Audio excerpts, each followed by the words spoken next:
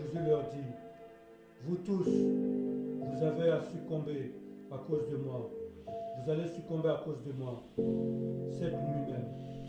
Il est écrit en effet, je frapperai le pasteur et les brebis du troupeau seront dispersées. Tu peux t'arrêter là, frère. Après les chants des psaumes, mon frère, Jésus-Christ a chanté les psaumes. Les psaumes que tu vois là, le Seigneur Jésus-Christ a chanté les psaumes. C'est pour cela, bien-aimé, quand tu lis beaucoup les psaumes, tu vas connaître qui est Dieu.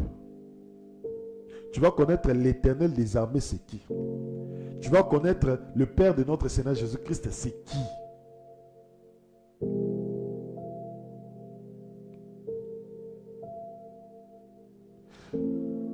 Focalise-toi sur l'adoration, focalise-toi sur la louange.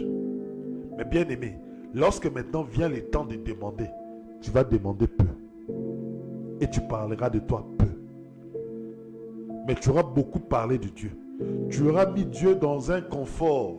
Tu auras mis Dieu dans la louange et dans l'adoration. Il sera à l'aise. Il dit, mon enfant me met vraiment à l'aise. Il m'adore beaucoup, il me glorifie beaucoup. Regardez dans l'Apocalypse, les 24 vieillards, qu'est-ce qu'ils font? Il ne faut qu'adorer matin, midi et soir. Mais Dieu ne dit pas que vous rabâchez. Alléluia. Dieu ne dit pas que vous rabâchez. Puisque tu peux parler en illimité dans l'adoration, tu peux parler en illimité dans la louange. Dieu ne considère pas ça que tu es en train de rabâcher. Pourquoi? Parce que tu parles de ses bienfaits, tu parles de ses hauts faits, tu l'adores, tu le glorifies, tu l'élèves au-dessus de tout.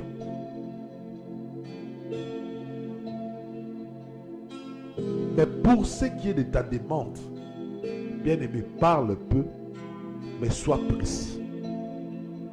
L'adoration te met dans la présence de Dieu. L'adoration te rappelle ce que Dieu a fait dans ta vie. L'adoration te rappelle les capacités, les puissances de Dieu par des miracles qu'il a fait avec le peuple d'Israël comme exemple. Mais quand tu comprends tout ça, ta foi restera intacte, ta foi restera ferme.